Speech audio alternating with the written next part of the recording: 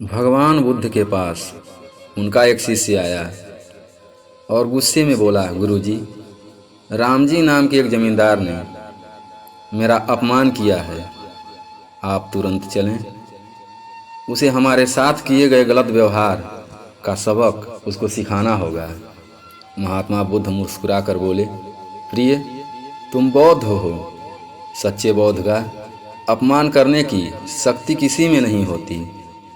तुम इस प्रसंग को भूल जाओ।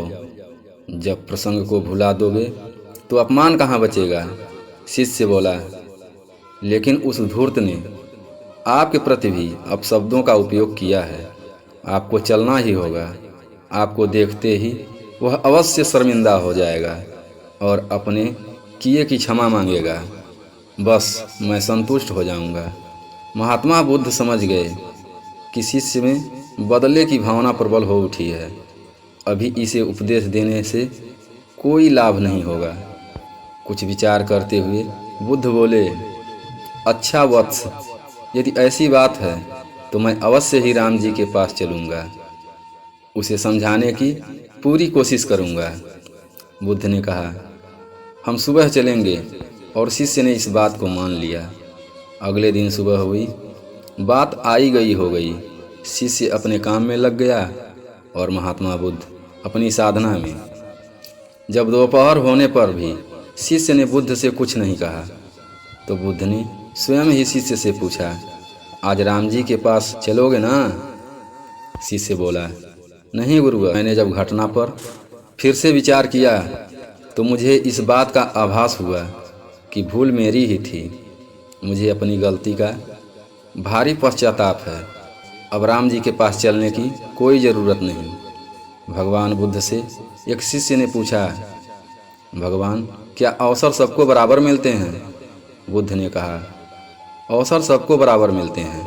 जो अवसर को पहचानता है तो पकड़ लेता है और अवसर को पहचान नहीं पाता है तो अवसर उड़ जाता है।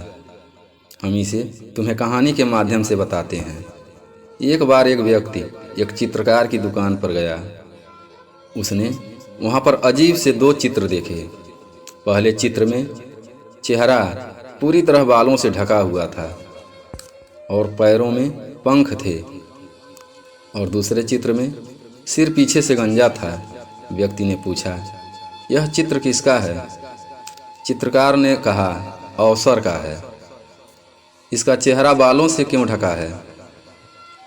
चित्रकार ने कहा, क्योंकि अक्सर जब अवसर आता है तो मनुष्य उसे पहचान नहीं पाता है। व्यक्ति ने पूछा, और इसके पैरों में पंख क्यों हैं? चित्रकार ने कहा, वह इसलिए कि यदि इसका उपयोग न हो तो यह तुरंत उड़ जाता है। फिर व्यक्ति ने पूछा, और यह दूसरे चित्र में पीछे से गंजा सिर किसका है? चित्रकार ने कहा, यह भी अवसर का ही है। यदि अवसर के सामने से ही बालों से पकड़ लोगे तो वह आपका है। अगर आपने उसे थोड़ी देरी से पकड़ने की कोशिश की तो पीछे का गंजा सिर हाथ आएगा और फिर वह फिसल कर निकल जाएगा। वह व्यक्ति इन चित्रों का रहस्य जानकर हैरान था, पर अब वह बात समझ चुका था। लोग कई बार कहते हैं कि हमें अवसर ही नहीं मिला, लेकिन ये अपनी जिम्मेदारी से भागने और अपनी गलती को छिपाने का बस एक बहाना है। भगवान ने हमें ढेरों अवसर के बीच जन्म दिया है। अवसर हमेशा हमारे सामने आते जाते रहते हैं, पर हम उसे पहचान नहीं पाते या पहचानने में देर कर देते हैं। दोस्तों, कहानी अगर पसंद आई हो तो हमारे चैनल को सब्सक्राइब करें, लाइक करें और कमेंट में नमो बुद्धाय ज़रूर लिखें। धन्यवाद।